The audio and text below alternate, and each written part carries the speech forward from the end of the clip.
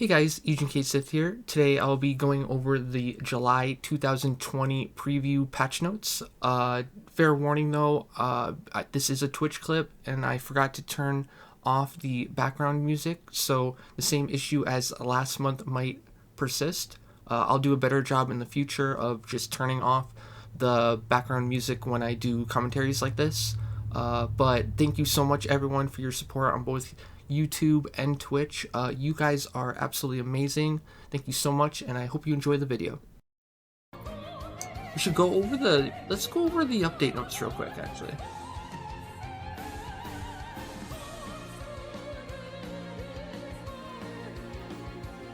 We're gonna get Martel riled up here with some Paladin speculation. I thought of earlier in the stream we went over this and we were talking about what the changes to Protect can be, and I think I'm gonna blow some minds here what I think it's gonna be.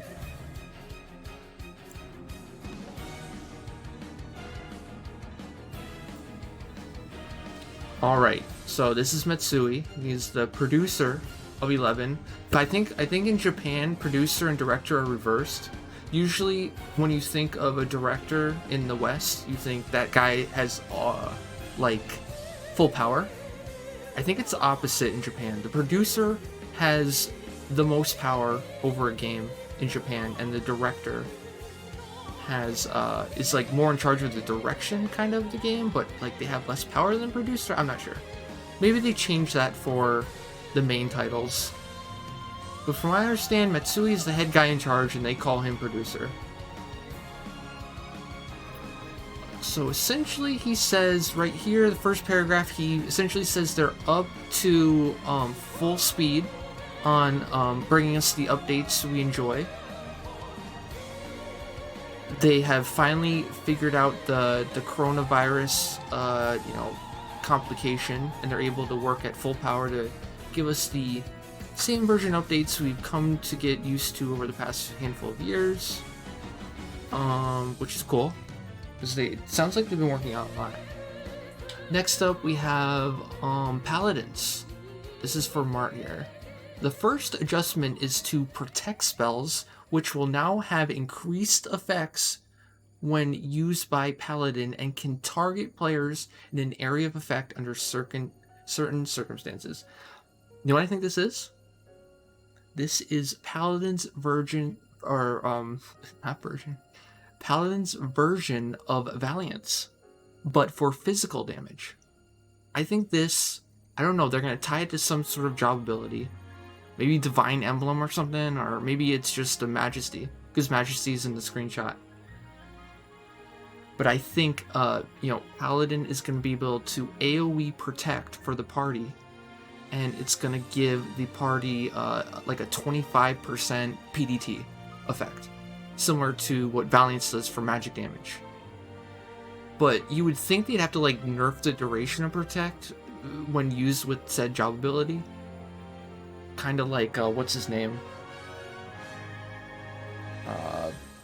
Chemist Trust. Momboro. And then the next one, which is also really cool, is they are buffing Reprisal. Reprisal is now going to provide higher block rate chance against monsters of equal or higher level, which is really good for like Aegis in Dynamis Divergence Wave 3, where mobs are such high level. Aegis has like a 5% garbage block rate. So hopefully, if it's more than 5%, it's good. We can go over this again and when we do Odyssey. Next up is the expansion of our latest battle content, Odyssey. Speaking of Odyssey, here we go. Chill B will be added to the game. Even more equipment will be able to be reforged. I'm gonna assume they're gonna go up to the up to not Behemoth, not anything higher eye level than Behemoth, but everything in between of what they've already released and up to, like, what is Behemoth? Eye level 130-ish?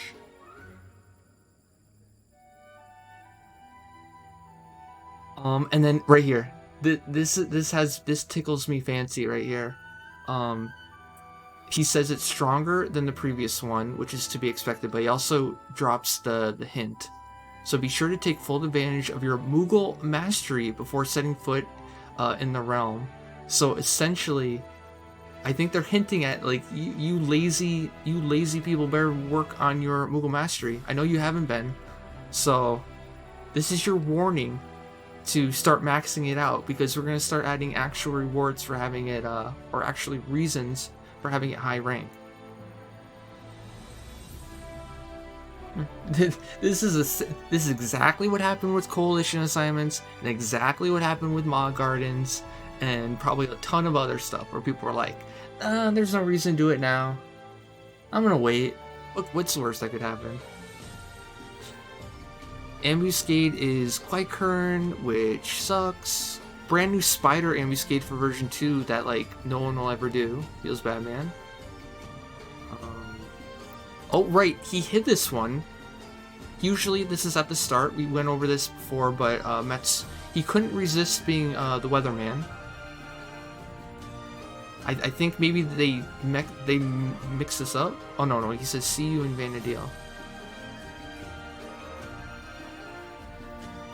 I think of Matsui as the weatherman for Final Fantasy XI.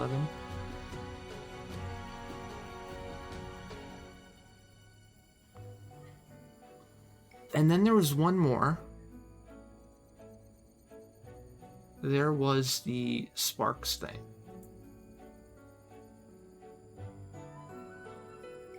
I lost that post. Rip Sparks. Oh, right here. He basically says there's this long he basically, or post. He basically says, we know you're mad that we nerf Sparks. You feel that it's too low, but we don't care.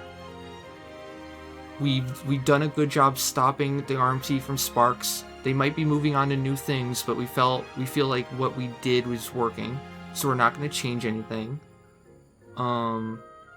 He also mentions that people were asking for reduced price in Rem's Tales, and he said, shut up noobs, go farm the content that it comes from instead of using Sparks to get it, is essentially what he says in this paragraph right here. And then he says they'll be monitoring the situation. So yeah. Oh right, we should already go over that. So we do have some hope that they're going to add new items to Odyssey, because it says right here, add new items. Now, could that mean the augmented items they're counting as new items, or are we actually getting new items? Usually this new items tab, though, means the login item, though.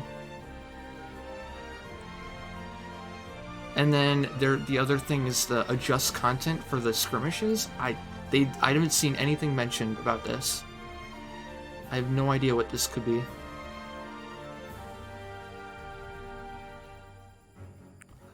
No, I don't. I think Empyrean Plus 3 is going to come from Odyssey version 2. It is possible they might lump in Empyrean Plus 3 with Odyssey, but I feel like based on past Q&As, they're hinting at Empyrean Plus 3 coming from Odyssey. But, you know, who knows? Could be anything.